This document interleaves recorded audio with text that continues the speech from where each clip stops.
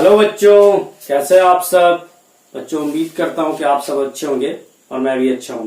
बच्चों पिछले लेक्चर में हमने हिजेनबर्ग अनसर्टेनिटी प्रिंसिपल के बारे में अच्छे से देख लिया था। इसके साथ साथ limitation of Bohr's model for the atom, जो बोहर्स ने मॉडल दिया एटम्स के लिए, उनकी लिमिटेशन के बारे में भी देख लिया था। हालांकि उनकी लिमिटेशन जो है बच्चों 3 थ्योरीज के चलते ज्यादा प्रूफ हो जाती है और तीनों ही थ्योरीज को हमने देख लिया था। सबसे पहले प्लैंक्स थ्योरी होगी, इसके बाद फिर डी ब्रॉगली की हाइपोथेसिस और देन इसके बाद हमने हिजेनबर्ग अनसर्टेनिटी प्रिंसिपल देख लिया था। तो किस तरह से हमने देख लिया था कि बोहर्स का मॉडल फेल हो गया था। बोहर्स ने बताया था कि इलेक्ट्रॉन क्या है, हमारा एक पार्टिकल नेचर रखता है, जिसके चलते उन्होंने पोजीशन, मोमेंटम, साथ ही साथ वेलोसिटी, रेडियस ऑफ इलेक्ट्रॉन, सारी चीजें उन्होंने बता दी थी। लेकिन जैसे ये प्रूव हो गया कि इलेक्ट्रॉन वेव नेचर होता है, तो क्योंकि वो इलेक्ट्रॉन वेव नेचर रखता है तो उसकी पोजीशन को हम डिफाइन नहीं कर सकते, उसके मोमेंटम को डिफाइन नहीं कर सकते, इसके चलते उनका मॉडल फेल हो गया। अब देखिए यहां तक हम जान गए कि इलेक्ट्रॉन के पास कैसा नेचर होता है। इलेक्ट्रॉन के पास वेव नेचर होता है। कैसा नेचर होता है? वेव नेचर होता है। अब क्योंकि इलेक्ट्रॉन के पास वेव नेचर आ गया, तो इसी वेव नेचर के चलते एक नया मॉडल अब इंट्रोड्यूस होगा और उस मॉडल का नाम है, चलिए हेडिंग लगाइए सब लोग, उस मॉडल का नाम है wave mechanics model. Wave mechanical model, wave mechanical model, model of atom, ऐसे लिखिए, wave mechanical model of atom.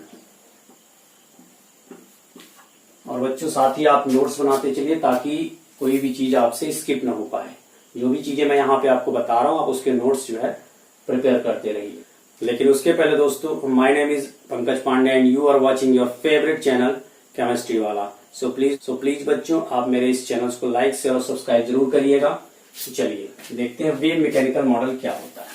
देखिए wave mechanical model of the atom, जैसा कि नाम से ही समझ में आ रहा है कि वेव, इलेक्ट्रॉन, जैसे ही प्रूफ हुआ कि इलेक्ट्रॉन के पास पार्टिकल नहीं बल्कि वेव नेचर होता है, हमारे सबके सामने एक नया मॉडल आ गया, wave mechanical model of the atom. Wave mechanical model of atom.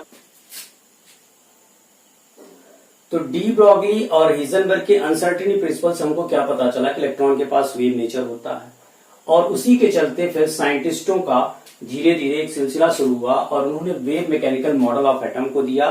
और वेव मैकेनिकल मॉडल पर बहुत सारे साइंटिस्टों ने अपने अपने रिसर्च करना शुरू कर दिए। और इन्हीं साइंटिस्ट की सीरीज में एक सबसे महान साइंटिस्ट जिनका नाम था इरविन श्रोडिंगर, ये आए। और इरविन श्रोडिंगर ने एक बहुत ही बड़ा काम किया कि उन्होंने क्या किया कि ये इलेक्ट्रॉन जो वेव नेचर रख रहा है अपने पास, तो इस इलेक्ट्रॉन की वेव नेचर को कैसे डिफाइन किया जाए उसके इक्वेशन को दे दिया।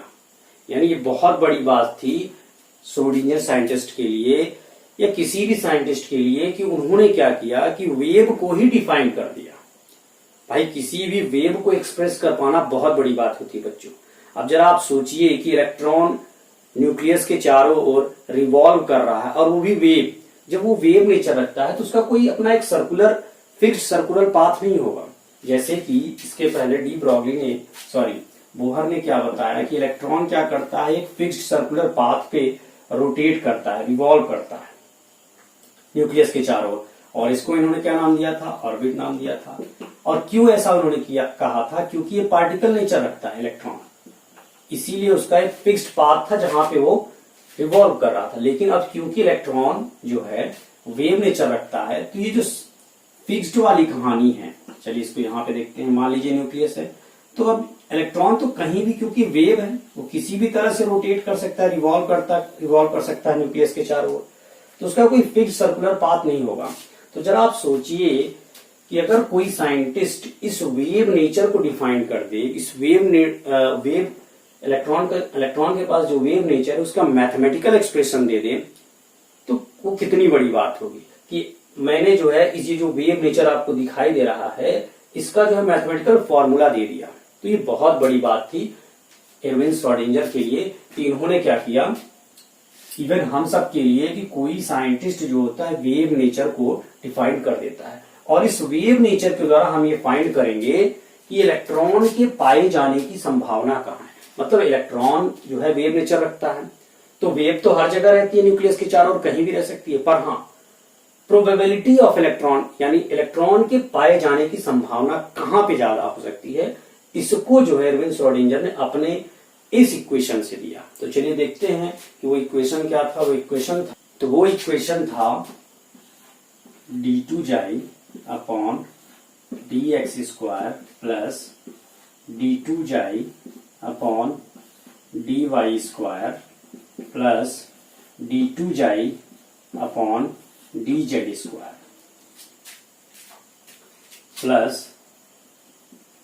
Plus 8 pi square m square upon h e minus v into जाई इक्वल टू 0। ये इक्वेशन इरविन श्रोडिंगर ने दी। और ये इक्वेशन किसका था? ये इक्वेशन था इलेक्ट्रॉन के वेव नेचर का, यानी इलेक्ट्रॉन के पास जो वेव वाली क्वालिटी है उसका जो होता है इरविन श्रोडिंगर ने इक्वेशन बना के दे दिया। सोचिए कितनी बड़ी बात है कि वेव को ही उन्होंने डिफाइन कर दिया, वेव को ही एक्सप्रेस कर दिया उन्होंने।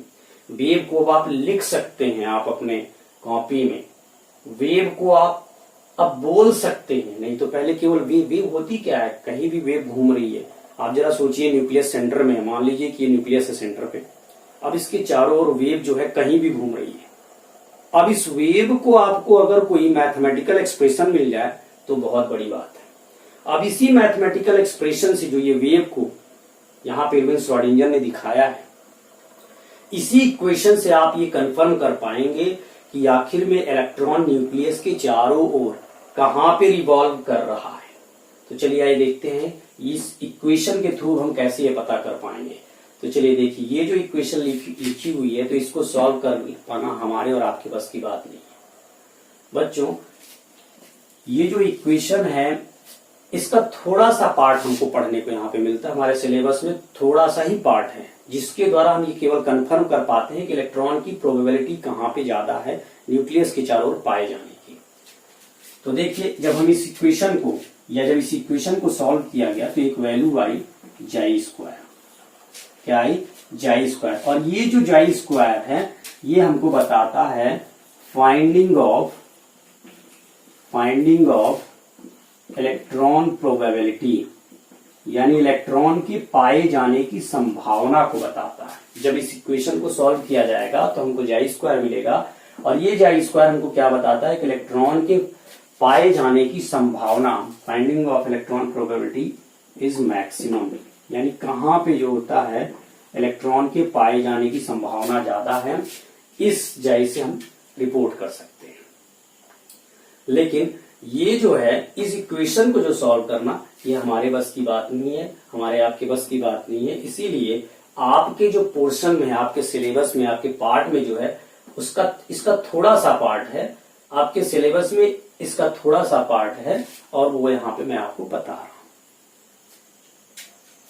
दूसरी बात, इस वेव मैकेनिकल मॉडल को क्वांटम मैकेनिकल मॉडल भी कहते हैं। क्या कहते हैं? क्वांटम मैकेनिकल मॉडल भी कहते हैं। क्वांटम का मतलब क्या होता है? क्वांटम का मतलब होता है बहुत ही छोटी छोटी लेवल की चीजों को, यानी वेव के अंदर की चीजों को हम यहाँ पे क्या करेंगे, कैलकुलेट करेंगे, इसीलिए इसका नाम क्वांटम भी रखा गया है। तो चलिए अब अगर आप यहाँ पे इन चीजों को देखें तो यहाँ पे आपको कुछ और चीजें दिखेंगी, जैसे ये एक्स, ये वाई और ये जेड। ये एक्स, वाई और जेड जो है ये 3 डायमेंशनल चीज को बता रहे हैं, इसको बता रहे हैं 3 डायमेंशनल चीज को बता रहे हैं। इधर मान लीजिए ये एक्स है, ये वाई है और ये जेड है। ये ऐसा इक्वेशन इसलिए भी बनाया गया है क्योंकि इलेक्ट्रॉन के पास वेव नेचर है, तो न्यूक्लियस के चारों ओर कोई 2 डायमेंशनल या 1 डायमेंशनल फिक्स जगह पे तो रहेगा नहीं, वो 3 डायमेंशनल एरिया में रहेगा वो। इसीलिए जो होता है यहाँ पे एक्स, वाई और जेड, ये 3 वेरिएबल्स का जो होता है इस्तेमाल किया गया है, ताकि एक एग्जैक्ट इक्वेशन इससे बन सके कि आखिर में जो है इलेक्ट्रॉन पाया कहां पे जा रहा है। तो ये जो एक्स, वाई और जेड जो है आपकी, ये 3 डायमेंशनल स्पेस है जहां पे इलेक्ट्रॉन के पाए जाने की संभावना ज्यादा रहेगी, इसीलिए इसको इस इक्वेशन में इंक्लूड किया गया। और जब इस पूरे इक्वेशन को सॉल्व किया जाता है तो ये जो एक्स, वाई और जेड है ये 3 डायमेंशनल 3 वेरिएबल्स के रूप में आते हैं और यही 3 वेरिएबल्स बाद में 3 क्वांटम नंबर बन के सामने आते हैं। 3 क्वांटम नंबर जिन्हें हम अभी आगे देखेंगे क्वांटम नंबर में। आप क्वांटम नंबर में जब जाएंगे तो एक्चुअली 4 क्वांटम नंबर होते हैं, जिसमें से 3 क्वांटम नंबर जो होता है इस इक्वेशन से निकल करके आते हैं, जबकि चौथा क्वांटम नंबर जो होता है वो दूसरी जगह से आता है, उसकी बात हम बाद में करेंगे। तो ये जो 3 क्वांटम नंबर हैं ये 3 डायमेंशनल स्पेस से आए हैं और यही 3 डायमेंशनल स्पेस 3 वेरिएबल्स के रूप में है, जो कि बाद में चल करके 3 क्वांटम नंबर्स के रूप में हमको पढ़ना है। अभी जब हम क्वांटम नंबर पढ़ेंगे तो उसमें हम देखेंगे principal quantum number, azimuthal quantum number, magnetic quantum number और एक और चौथा स्पिन क्वांटम नंबर। तो जो 3 क्वांटम नंबर इसी इक्वेशन से सॉल्व होकर आते हैं। और ये जो तीनों क्वांटम नंबर हैं ये बताते क्या है, किसके बारे में रिपोर्ट करते हैं, तो जाई स्क्वायर को ही रिपोर्ट करते हैं। यानी इन तीनों क्वांटम नंबर के द्वारा ही हम इलेक्ट्रॉन के एड्रेस का पता कर पाएंगे कि इलेक्ट्रॉन एक्चुअल में रहता कहां पे है न्यूक्लियस के चारों ओर। इसी चीज को डिफाइन करने के लिए इरविन श्रोडिंगर ने क्या किया, ये इक्वेशन बनाई और इस इक्वेशन के थ्रू जो होता है हमको क्या मिल जाता है, 3 क्वांटम नंबर मिल जाता है, जिस 3 क्वांटम नंबर के द्वारा हम ये पता लगा पाएंगे कि where is the probability of finding electron is maximum. Finding electron is maximum यानी इलेक्ट्रॉन के पाए जाने की संभावना कहां पे ज्यादा है। तो ये बात होगी हमारे वेव मैकेनिकल मॉडल के बारे में या फिर क्वांटम मैकेनिकल मॉडल के बारे में। तो वेव मैकेनिकल मॉडल क्या कहता है, एक बार फिर से देखते हैं। वेव जो वर्ड इंक्लूड किया गया वो इसलिए किया गया क्योंकि इलेक्ट्रॉन के पास वेव नेचर रहता है और इसी वेव नेचर के चलते जो होता है इसका नाम क्या पड़ा, वेव मैकेनिकल मॉडल। या फिर हम वेव बहुत ही छोटे लेवल का होता है इसलिए इसका नाम क्वांटम मैकेनिकल मॉडल भी रख दिया गया। इस मॉडल में सबसे अच्छे साइंटिस्ट थे जिनका नाम था इरविन श्रोडिंगर। इरविन श्रोडिंगर ने क्या किया, वेव की इक्वेशन दे दी कि वेव को कैसे आखिर में एक्सप्रेस किया जाता है, जिसके चलते हम 3 क्वांटम नंबर इस इक्वेशन को सॉल्व करेंगे तो 3 क्वांटम नंबर्स आएगा और इस 3 क्वांटम नंबर के द्वारा हम इलेक्ट्रॉन का सही में पता लगा पाएंगे कि आखिर में न्यूक्लियस के चारों ओर इलेक्ट्रॉन रहता कहां पे है। और एक बात, इसी जाई स्क्वायर को ऑर्बिटल भी कहते हैं। क्या कहते हैं, ऑर्बिटल। अब देखिए, जब हम इलेक्ट्रॉन को पार्टिकल समझ रहे थे, जब बोहर साहब इलेक्ट्रॉन को पार्टिकल समझ रहे थे तो उन्होंने क्या बताया कि इलेक्ट्रॉन कहां पे रहता है, इलेक्ट्रॉन रहता है न्यूक्लियस के चारों ओर उस जगह पे जो कि एक फिक्स्ड सर्कुलर पाथ है जिसे ऑर्बिट कहते हैं। यानी ऑर्बिट क्या था, फिक्स्ड सर्कुलर पाथ था। लेकिन जब इलेक्ट्रॉन वेव हो गया तो वो सर्कुलर पाथ पे तो रहेगा नहीं, वो कहीं भी रह सकता है, बस वो न्यूक्लियस के चारों ओर रहेगा, पर रहने के लिए उसका कोई फिक्स जगह नहीं, वो कहीं भी रह सकता है।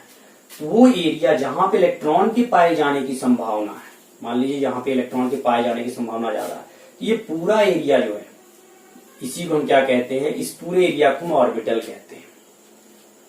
और जाई स्क्वायर के मैंने क्या बताया था, जाई स्क्वायर क्या होता है, जाई स्क्वायर होता है finding of electron probability is maximum. यानी फिर आप चाहे उसको जाई स्क्वायर कहो, चाहे आप उसको ऑर्बिटल कहो, चाहे आप 3 क्वांटम नंबर से रिपोर्ट करो, सारी चीजें एक ही है। भाई 3 क्वांटम नंबर भी क्या बताते हैं, वही चीज बताते हैं कि इलेक्ट्रॉन के पाए जाने की संभावना कहाँ है। जाई स्क्वायर क्या बताता है, इलेक्ट्रॉन के पाए जाने की संभावना कहाँ है। और ऑर्बिटल भी क्या बताता है कि इलेक्ट्रॉन के पाए जाने की संभावना कहाँ है। सारी चीजें यही बताती हैं, इसलिए जो होता है सारे इस इक्वेशन के थ्रू हमको ये सारी चीजें मिलती है। तो चलिए अब हम देखते हैं क्वांटम नंबर, और आप सब भी हेडिंग लगाइए क्वांटम नंबर, जो कि कहां से आया है wave mechanical model of the atom से। इसको किसने दिया, इरविन श्रोडिंगर ने दिया। इरविन श्रोडिंगर ने एक इक्वेशन दी, उस इक्वेशन को आपको याद नहीं करना है क्योंकि उससे रिलेटेड किसी भी प्रकार का क्वेश्चन आपके बोर्ड या फिर कंपटीशन लेवल पॉइंट से नहीं आता है। चलिए हेडिंग लगाते हैं हम सब, क्वांटम नंबर। क्वांटम नंबर, तो चलिए सबसे पहले आता है कि क्वांटम नंबर क्या होते हैं। Quantum number are those number by which we can find we can find the probability of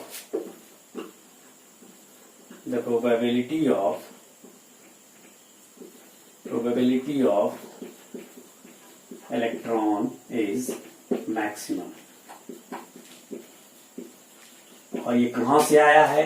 तो ये आया है श्रोडिंगर वेव इक्वेशन से। कहां से आया है? तीनों ये क्वांटम नंबर जो आया है तो कहां से आया? श्रोडिंगर वेव इक्वेशन से आया हुआ है। ये चीजें तो मैंने अभी बताई थी आप सबको।